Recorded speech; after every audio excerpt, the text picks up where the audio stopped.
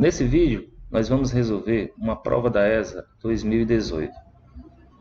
E eu queria te dar um toque nesse vídeo, cara. É o seguinte, resolução da prova da ESA, resolução de qualquer outra prova, tem na internet. Qualquer site você abre aí de provas militares, concursos militares, você encontra a resolução. Bravo! O que eu quero nesse vídeo é te mostrar as sacadas para a resolução das provas. É isso que vai diferenciar. Porque você vê uma resolução, às vezes entende, às vezes não entende, mas de onde foi que saiu aquela resolução? De onde foi que saiu aquela ideia? Então, isso é o diferencial, para que você possa aprender realmente não só aquela questão, porque aquela questão não cai mais na prova. Vai cair uma questão que seja parecida, uma questão que tenha o mesmo assunto, e aí essa é a ideia, você entender como surge qualquer questão que se relaciona àquele assunto. Porque o edital ele é limitado, não se pode fugir do edital. Então vamos lá.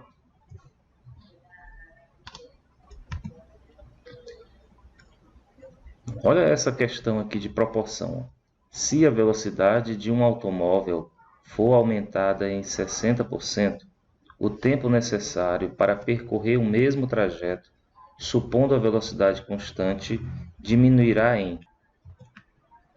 Essa é uma questão típica de que uma sacada importante faz a diferença. Se você for procurar as resoluções que tem por aí pela internet, você vai ver que elas são iguais e são um pouco complicadas. É um pouco difícil de entender. Então, para questões desse tipo, eu costumo colocar, ele não dá, veja aí que ele não dá, distância dessa cidade, tempo que ele faz esse percurso. O que ele diz é que a velocidade era 1 e é que essa velocidade aumentou. Então eu procuro colocar valores, parâmetros, que sejam melhores de serem estudados. Então olha só, entenda isso aqui. Imagine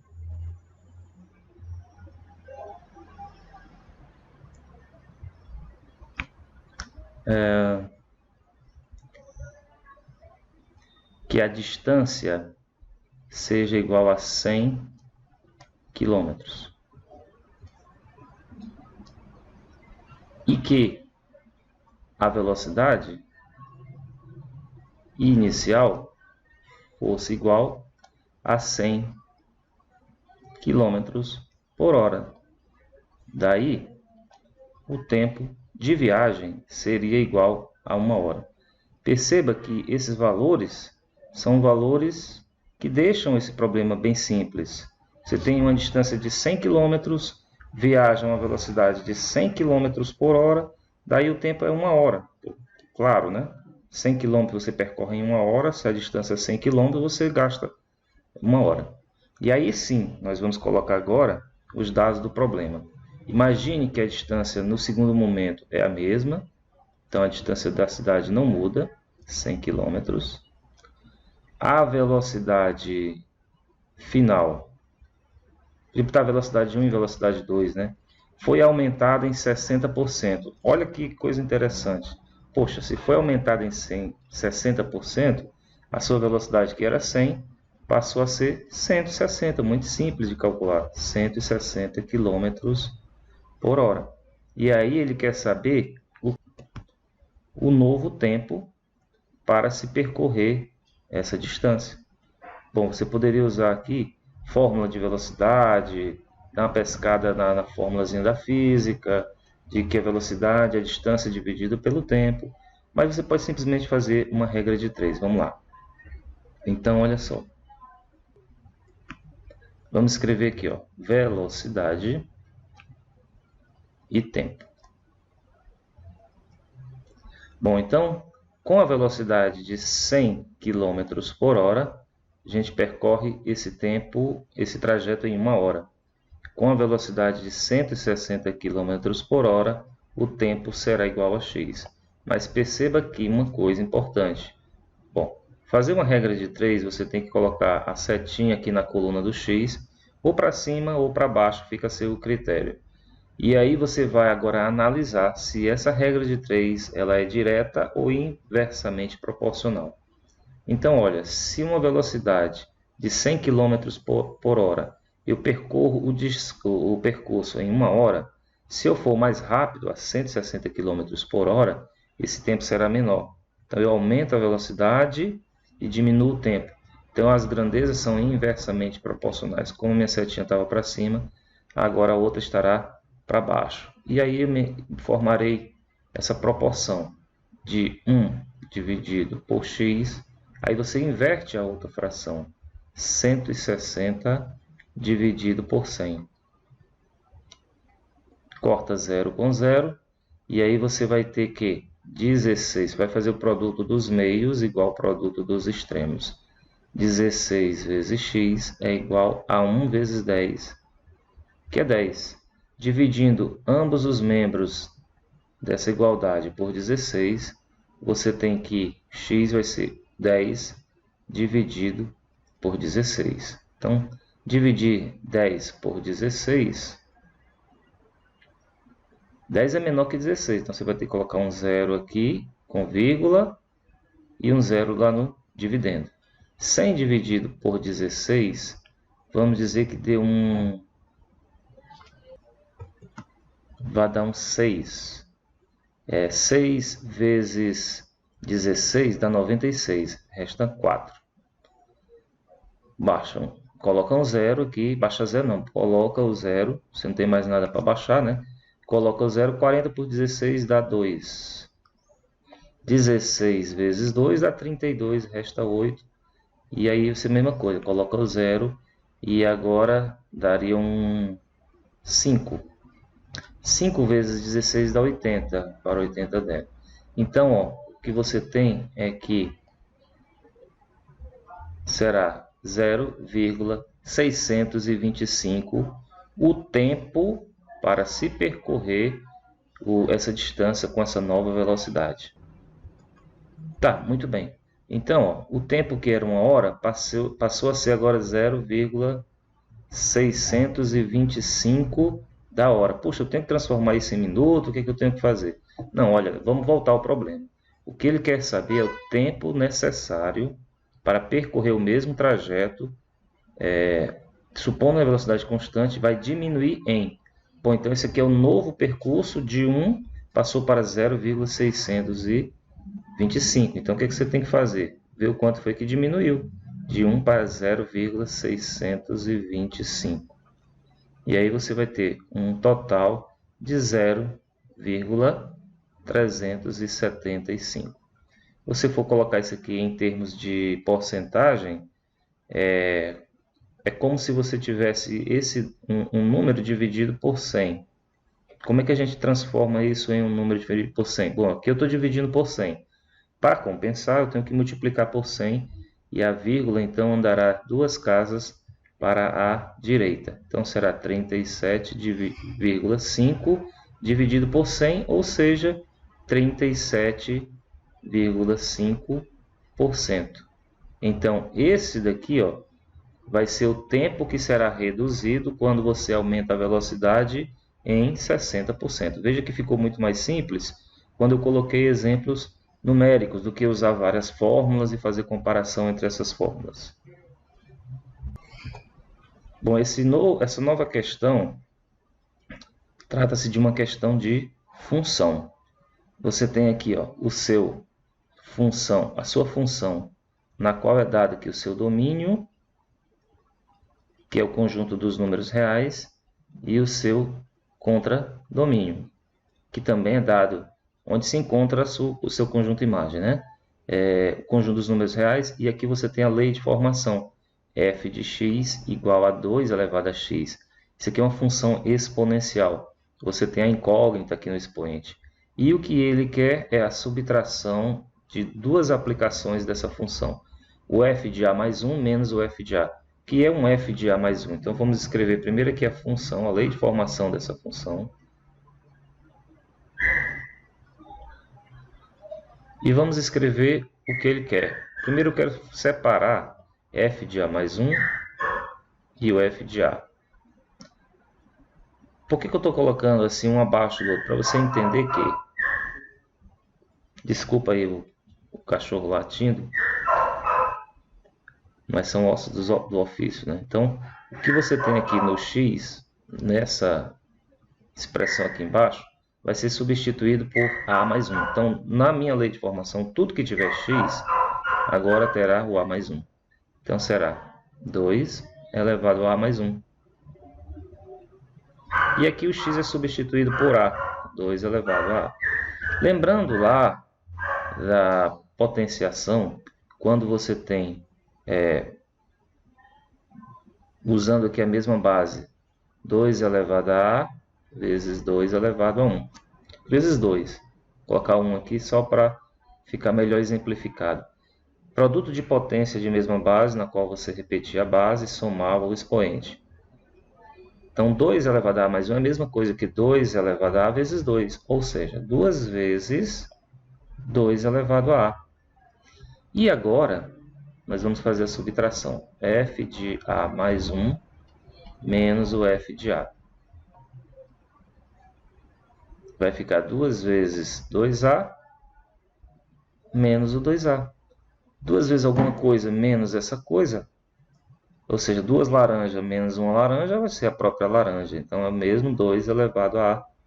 E essa aqui, então, é a resposta desse item. E só para complementar, isso daqui é o próprio f de a. 2 elevado a a, aqui ó, é o próprio f de a. Ok. Essa questão agora trata-se de teoria dos conjuntos e são vários dados.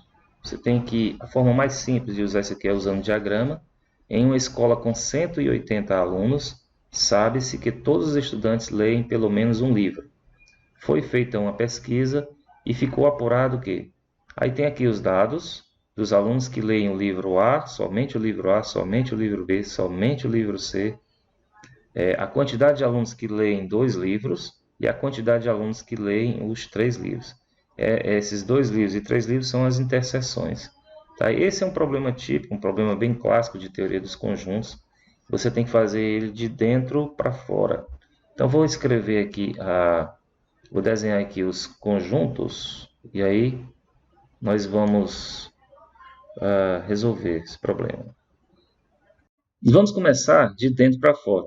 Então, eu quero começar pela interseção dos 3, ou seja, eu quero ver a quantidade de alunos que leem os 3 livros. Essa interseção aqui, ó, essa partezinha aqui mais no miolo, é a quantidade de alunos que é a interseção, que essa parte aqui tanto representa os que leem o livro A, sim, evidentemente que esse conjunto A, esse conjunto B, esse conjunto C, estarão aqui os alunos que leem esse livro. Então, dentro do conjunto A, está quem lê o conjunto A. Dentro do conjunto B, estará quem lê o conjunto B. Dentro do conjunto C, estará quem lê o conjunto C. E cada interseção representa aqueles que leem 2 ou 3 conjuntos. Então, olha só, na última linha aqui, a quantidade de alunos que leem os livros A, B e C é o que ele quer saber. Então, eu vou colocar aqui uma interrogação. Tá? 25 alunos, eu vou fazer o seguinte, deixa assim, que pode ficar mais claro, mais didático. 25 alunos leem os livros B e C. Então, os que estão lendo os livros B e C, eles estão aqui, ó, nessa interseção aqui, ó. Quem lê aqui, ó, está no conjunto B e está no conjunto C. São 25 alunos. Eu não sei a quantidade que dá essa interrogação, mas então eu vou escrever aqui, ó, 25. Eu tenho que tirar essa quantidade que estaria aqui. Bom, aí vem de baixo para cima. 40 alunos leem os livros A e B. A e B vai estar nessa interseção. São 40, mas eu tenho essa quantidade aqui, tem uma interrogação. Então, aqui será 40 menos a interrogação. E 25 leem o livro A e C. Quem lê o livro A e C está nessa interseção. Tem isso aqui já, então eu vou botar 25 menos a interrogação. Muito bem. 40 alunos leem apenas o livro C. 40 alunos leem o livro C. leem somente o livro C. Então, aqui eu vou ter 40. Nesse caso aqui, por que eu não tenho que subtrair a esses valores? Porque ele diz somente o livro C. Quem está nessas interseções, leem o livro C e mais algum outro livro, que pertence a um outro conjunto. Eu tenho 40 aqui. Tá? 50 leem, aliás, 30 leem somente o livro B e 50 leem somente o livro A. Pronto. Com esses dados, eu não consigo ver agora a quantidade que seria relativa a essa interrogação. Mas ele tem um outro dado aqui em cima que diz que em uma escola com 180 alunos, sabe-se que todos, então não tem ninguém de fora, todos os 180 alunos estão aqui dentro. Leem pelo menos um livro, porque tem as interseções. E aí, o que ele quer saber é essa interrogação, né? Então, você vai somar todos esses valores, tudo aqui somado tem que dar igual a 180, que representa o universo de alunos do conjunto. Então, você pode começar com os números, 50 mais 40 mais 30. Agora, vamos fazer essas interseções 2 a 2. 40 menos a interrogação, mais 25 menos a interrogação, mais outro 25 menos a interrogação, isso acontece duas vezes. E agora só resta subtrair a interrogação, que é a que representa a quantidade de alunos que leem os 3 livros. E tudo isso daqui é igual a 180. Bom, agora somando aqui os números, 50 mais 40, 90, mais 30, 120, mais 60, mais 60, mais 60 não, mais 40. Vou fazer o seguinte, eu vou facilitar ainda mais até para o entendimento. Mais 40, vou deixar tudo juntinho aqui logo. Ó. A organização é o segredo, né? Mais 25, mais 25. E agora eu vou somar as interrogações, ó. Todas elas são negativas. 1, 2, 3, 4. Então eu posso dizer que eu estou tirando 1, tirando 2, tirando 4 interrogações e igualando isso a 180. Agora eu vou somar esses números. Então veja, aqui eu tenho 25 mais 25, aqui é 50, com esses 50 dá 100. 40 mais 40, 80, 180. Mais 30, 210. Menos 4 vezes a interrogação é igual a 180. Agora eu quero fazer o seguinte, para facilitar aqui, ó, eu vou subtrair 210 de cada um dos membros, então vai ficar menos 4 interrogação. Subtrair 210 aqui, vou subtrair 210 de 180, vai ficar menos 30. Menos 30.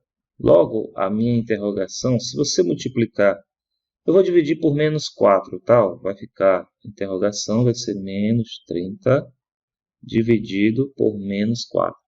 Menos dividido por menos dá mais, 30 dividido por 4 dá 7,5. Bom, e aqui eu percebi um erro. É mesmo, é? Que quando eu fiz a soma de todos os valores, essa última interrogação, eu coloquei ela negativa. Então, até legal para que você perceba aí, ó, e possa fazer uma correção. Se você já percebeu antes, ótimo, né? Porque quando eu botei 40 menos interrogação, 25 menos interrogação, essa última eu coloquei negativo, mas na realidade é uma soma. Então, eu teria menos 3 interrogações mais uma, o que dá menos 2, né? Então, vamos apagar aqui, ó. Aqui vai ser menos 2, menos 2, menos 2, aqui é menos 2. Então, altero o resultado aqui. Eu deixei isso ao vivo aqui, ó, para que você entendesse. Às vezes é quando acontece um erro e possa corrigi-lo, né? É verdade. Quer dizer, às vezes não. Então, aqui realmente será igual a menos dividido por menos dá mais, 30 dividido por 2 dá 15. Então, a minha interrogação é 15 e essa interrogação representa exatamente a quantidade de alunos que leem os livros A, B e C. Portanto, então, 15 é a minha resposta final. Agora a gente tem uma questãozinha de números complexos. Números complexos sempre assusta, né? Porque é um assunto que não se vê assim, com tanta profundidade no ensino médio. E ele quer ainda uma potência de um número complexo. Então, ó, o número complexo que você tem é z igual a 2, que é a parte real, mais 2i, essa aqui é a parte imaginária, e ele quer o z elevado a 100.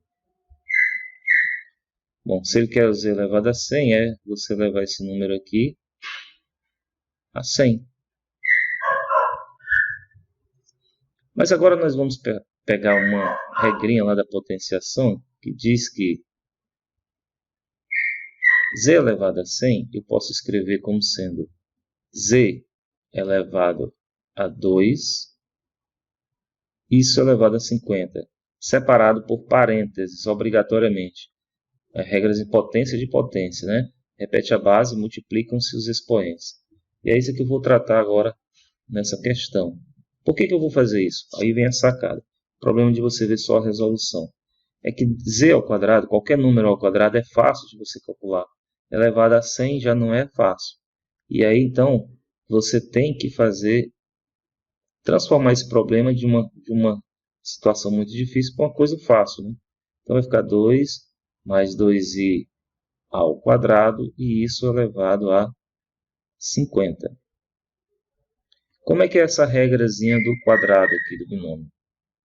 Se você tem um a mais b ao quadrado, lembrando lá do ensino médio, oitavo ano, ensino fundamental, perdão, é o primeiro termo ao quadrado, mais 2 vezes o primeiro vezes o segundo, mais o quadrado do segundo.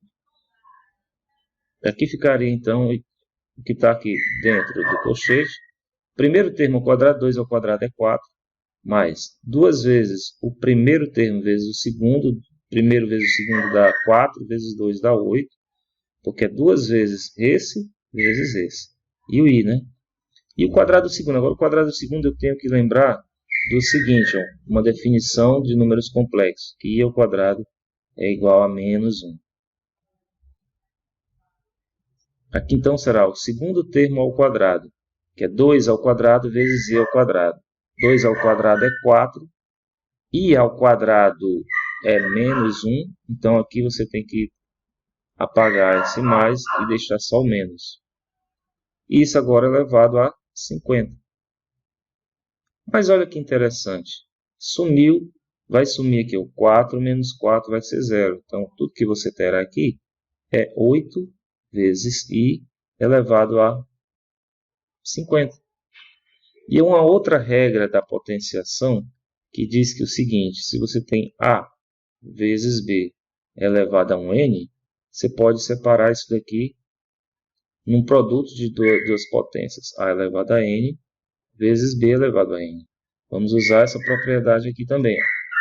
Então, aqui você vai fazer 8 elevado a 50 vezes i elevado a 50. Agora a gente tem um outro problema, que é encontrar esse i elevado a 50, e a gente vai ter que correr uma propriedade dos números complexos. Eu vou repetir esse i ao quadrado igual a menos 1. E aí agora eu vou fazer uma sequência de potências de i. Ó, i elevado ao cubo é i ao quadrado vezes i. I ao quadrado é menos 1 vezes i, isso aqui então é menos i. I elevado à quarta potência ou eu faço i ao cubo vezes i, ou i ao quadrado vezes i ao quadrado. Produto de potência de mesma base. Porque aqui eu sei que i ao quadrado é menos 1 vezes menos 1, que dá 1. Agora, i elevado à quinta potência vai ser 1, i elevado a 4 vezes i. I elevado a 4 é 1, vezes i é o próprio i. Bom, então veja que aqui eu retorno para o i elevado a 1. Então, o meu ciclo ele tem 4 fases. I ao quadrado, i ao cubo, i elevado a 4. I, menos 1, menos i e 1. Agora eu quero saber quantos ciclos existem no i elevado a 50. Então, eu vou dividir esse 50 por 4. E aí eu sei que esse número 50, 5 dividido por 4 dá 1, resta 1, baixa o 0. Aqui dá 2, resta 2. Então, dá 12 ciclos e sobram 2. Ou seja, eu vou fazer 12 ciclos de I ao quadrado até I à quarta. Isso 12 vezes. E vou ainda sobrar dois percursos. Então, ó, depois de fazer isso 12 vezes. Aí eu chego aqui no I elevado a 4, fechando o 12º ciclo. Aí sobram 2. Então, eu venho esse vai ser o primeiro e esse aqui vai ser o segundo. Então, o I elevado a 50 vai corresponder a esse segundo termo do ciclo aqui. Então, vamos lá. Aqui, nós teremos que colocar aqui em cima, ó, 8 elevado a 50, eu não vou calcular, porque o número grande não é objetivo da prova. I elevado a 50 vai ser menos 1. Então, tudo isso daqui vai ser menos 8 elevado a 50. E essa, então, deverá ser a resposta desse problema. Se você tem dúvida sobre essa questão ou outra questão qualquer, coloca aí nos comentários que eu vou procurar resolver essa dúvida para você, vou tirar da melhor forma possível. Além do mais, se você quiser outro tipo de resolução de outras provas, avisa aí, fala tudo no comentário aí, que eu vou ouvir e aí a gente vê o que pode atender, tá certo? Agora a gente tem uma questãozinha de análise combinatória, usando o princípio multiplicativo ou princípio fundamental da contagem. Olha só. Em uma barraca de cachorro-quente, o freguês pode escolher um entre 3 tipos de pães. Então, vou dizer aqui que a gente tem pão 1, pão 2 e o pão 3. Uma entre 4 tipos de salsichas. Então, tem salsicha 1, salsicha 2, salsicha 3 e salsicha 4. Um entre 5 tipos de molho. Então, molho 1, molho 2, molho 3, molho 4, molho 5.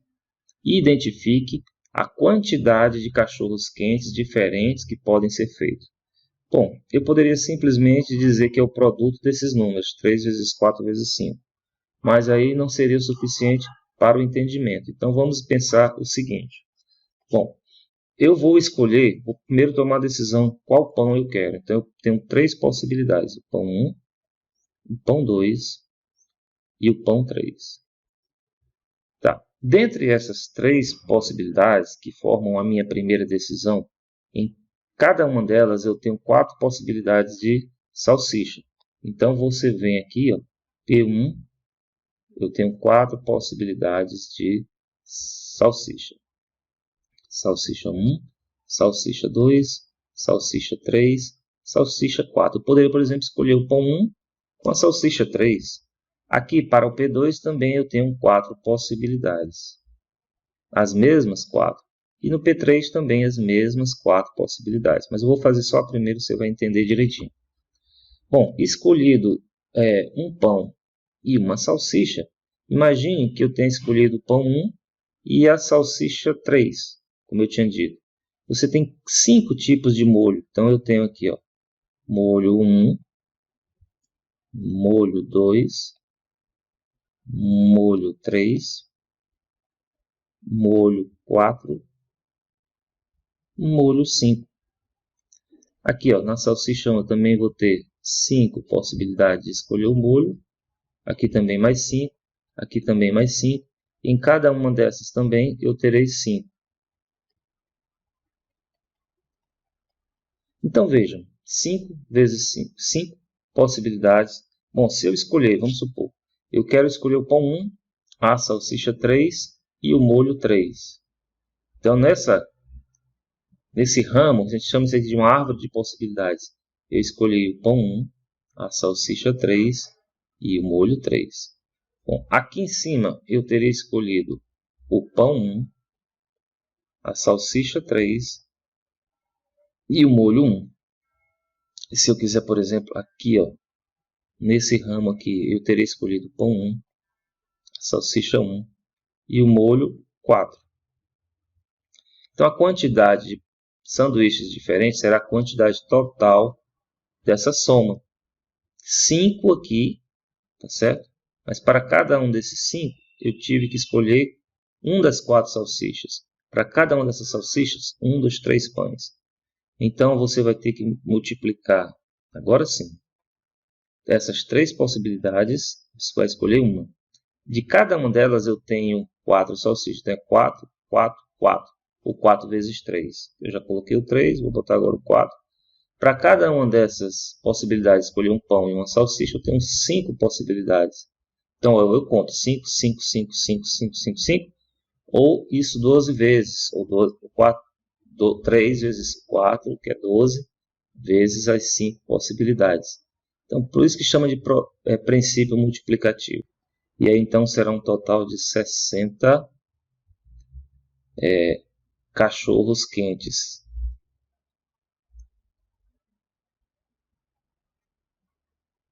Que podem ser feitos. Certo? Nessa questão, nós temos aí logaritmo. Temos que usar algumas propriedades de logaritmo. Eu já vou escrever alguma delas aqui, ó. Que aí você vai utilizar durante o processo. O logaritmo do produto é igual à soma dos logaritmos. Logaritmo de A vezes B, logaritmo de A mais o logaritmo de B. E ainda, se o produto funciona assim, para a divisão vai funcionar a subtração. Logaritmo de A menos o logaritmo de B. Uma outra coisa que você pode fazer, que a gente vai usar nessa questão, é o fato de que você pode fazer uma mudança de base. Então, o logaritmo de A na base B é a divisão entre o logaritmo de A dividido pelo logaritmo de B. Tá? E, por fim, que o logaritmo de 10 na base 10, quando você não escreve a base, subtende-se de ser 10, é igual a 1. Então, vamos agora resolver essa questão. Nós temos aqui como dado que o logaritmo de 2 ele vai chamar de x, e que o logaritmo de 3 ele vai chamar de y, e ele pede aqui para você encontrar o logaritmo de 120 na base 5. Bom, logaritmo na base 5 a gente não sabe calcular, tem que ter uma calculadora. Aqui não fala nada sobre isso, não dá nenhum dado. Então, o ideal é você sumir dessa base, uma base que a gente não conhece. A gente conhece as coisas com base 10. E ainda assim, se aqui for um número que seja uma potência de 10. Então, vamos fugir disso daqui, vamos transformar isso aqui numa base 10. Usando essa propriedade, eu posso dizer que isso aqui é o logaritmo de 120 dividido pelo logaritmo de 5. Aí, veja, eu fatoraria o 120 fatorado dá, dividindo por 2, 60, por 2 dá 30, por 2, 15, por 3 dá 5, por 5 dá 1. Então, eu posso dizer que isso daqui é o logaritmo de 2 elevado à terceira potência vezes 3 vezes 5. Logaritmo de 5 não tem nenhum dado no problema que nos ajude a resolver isso. Mas eu posso dizer que o logaritmo, que o 5 é 10 dividido por 2. Por quê? Porque o logaritmo de 2 eu tenho um dado. Logaritmo de 10 eu sei por definição. E a gente ainda vai usar uma outra propriedadezinha aqui. Tá? Ó. Agora, usando que o logaritmo do produto é a soma dos logaritmos, nós vamos escrever isso daqui como sendo igual a logaritmo de 2 ao cubo mais o logaritmo de 3 mais o logaritmo de 5. E o logaritmo de 5 é log de 10 dividido por 2. Deixa eu logo ajustar isso daqui como sendo o logaritmo de 10, usando essa segunda propriedade, menos o logaritmo de 2. O que nós resolvermos aqui, ó, estará feito aqui em cima, que também é igual ao denominador, tá? Então, uma outra propriedade que nós vamos usar é, quando eu tenho que o logaritmo de A elevado a B, isso daqui, esse expoente do B, pode multiplicar todo o logaritmo. B elevado a B vezes o logaritmo de A. Então, daqui a gente pode escrever como sendo 3 vezes o logaritmo de 2 mais o logaritmo de 3 mais esse logaritmo de 5, que vai depender do resultado aqui de baixo. Logaritmo de 10 é 1, logaritmo de 2 aqui, ó, na questão é x, então a gente vai ter que isso aqui é 1 menos x também, tá? Só para deixar claro. Logaritmo de 2 aqui é x, logaritmo de 3 aqui é y, então tudo isso aí será igual a 3 vezes x mais 3 vezes x mais y mais 1 menos x, dividido por 1 menos x. E aí agora para ajustar, 3x menos x dá 2x mais y menos 1 dividido por 1 menos x. Só que ajustando, que é mais 1. 2x mais y mais 1 dividido por 1 menos x. E essa é a resposta desse problema, logaritmo de 120 na base 5. Então, qual é a dica aqui? Você sempre procurar fazer uma modificação nos valores que você não conhece, dando ênfase aos dados do problema e alguns valores básicos que você tem por definição. Agora a gente tem uma questão, novamente, que fala de logaritmo, né? Então veja só, é uma função logaritmo. Eu tenho aqui o meu domínio, são os números reais positivos, e o meu contradomínio, que não há restrição. E eu tenho outra função g que não tem restrição nem no domínio nem no contradomínio. Então veja, eu tenho a primeira função aqui, ó, f de x, que é igual a logaritmo de x na base 2, e o g de x, que é igual a 1/4 vezes 2 elevado a x. O que o problema quer é que nós encontremos o f bola g, uma função composta de 2. Então a gente vai fazer o seguinte, primeiro nós vamos fazer o f bola g de x, tá? O f bola g de x, a função f composta com a g, você pode reescrever como sendo o f do g de x. Então, tudo que tem x nessa função f será substituído pela própria função g. Então, nós vamos escrever aqui, ó, logaritmo na base 2 de x. Só que o meu x agora é toda a função g de 1/4 vezes 2 elevado a x. Cuidado, não corta esse 2 com esse 4, porque aqui é uma potência de 2, não é só o 2, tá? Tem o 2 várias vezes. O que a gente vai ter que fazer aqui? Usar uma regra que nós usamos no slide anterior. Logaritmo desse produto é a soma dos logaritmos. Então, será logaritmo de 1/4 na base 2, mais, deixa maiorzinho assim, mais o logaritmo de 2 elevado a x, também na base 2.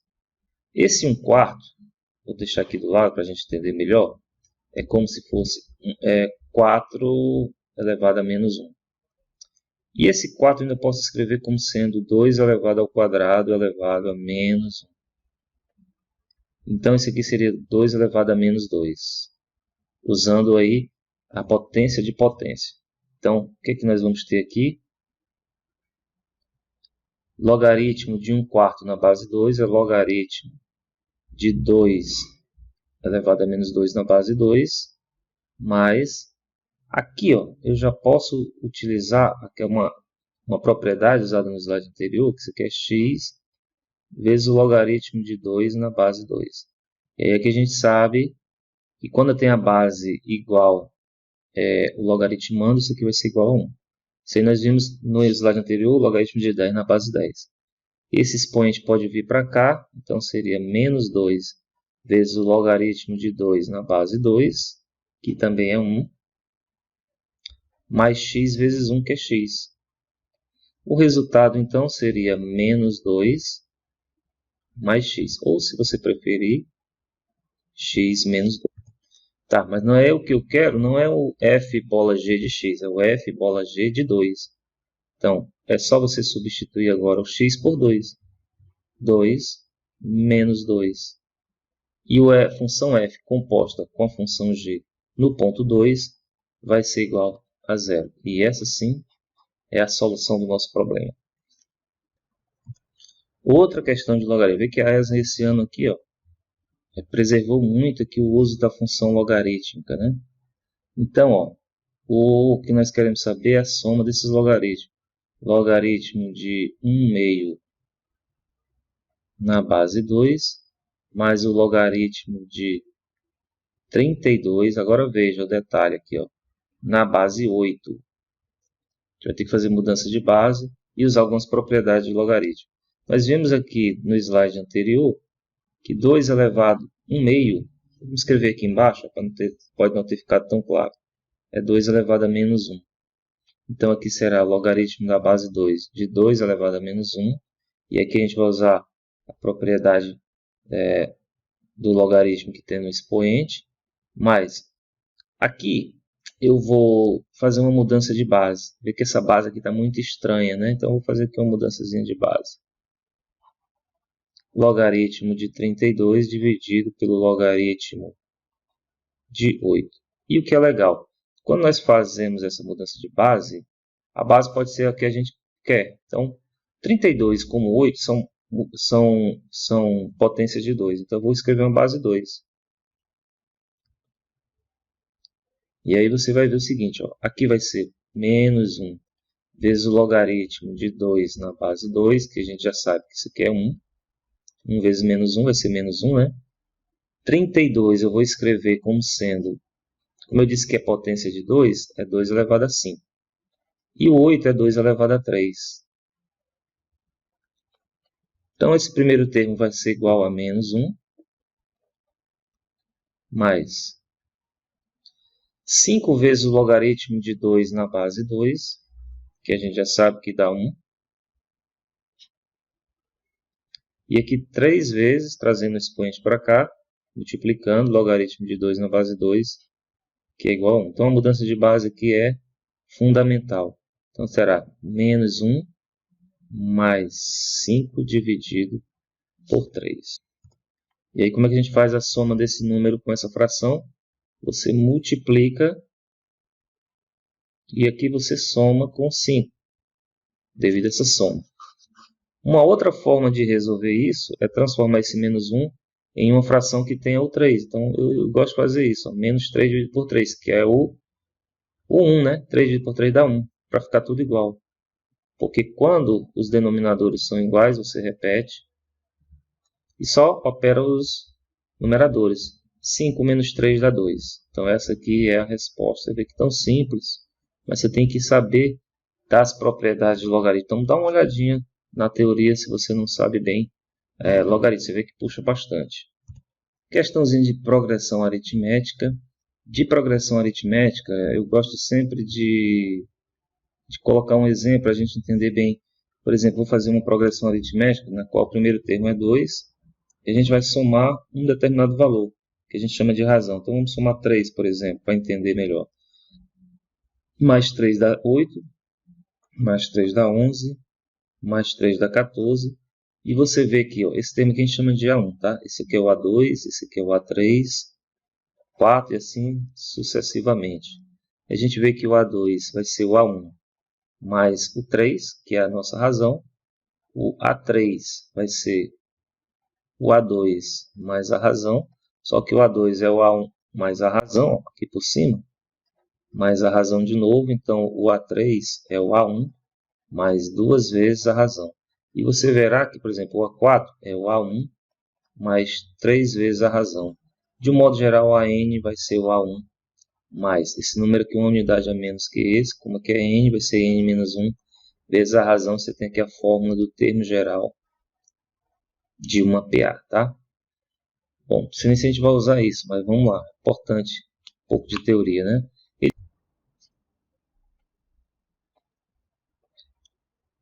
Ele diz aqui ó, que o A10 é igual a 16, décimo termo. Ele diz que o nono termo, do A9, é 6 unidades maior que o quinto termo, então é o A5 mais 6. Uma coisa interessante é que cada número é formado pela soma da razão. Então aqui você tem uma razão, mais duas razões, 3, 4 razões, assim sucessivamente. Então do A9 para o A5 você aumenta 4 vezes a razão. O A9 vai ser o A5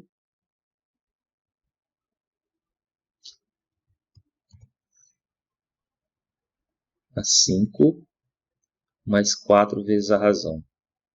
Então, ó, o que você pode tirar dessa expressão com essa, vou colocar aqui, ó, A9 é igual ao A5 mais 4 vezes a razão, que A9, subtraindo o A5 de ambos os membros, você tem que A9 menos A5 é 4 vezes a razão. E daqui para cá, ó, A9 é igual ao A5 mais 6.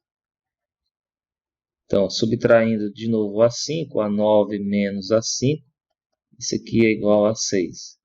Então, A9 menos A5 é 4R, A9 menos A5 é igual a 6.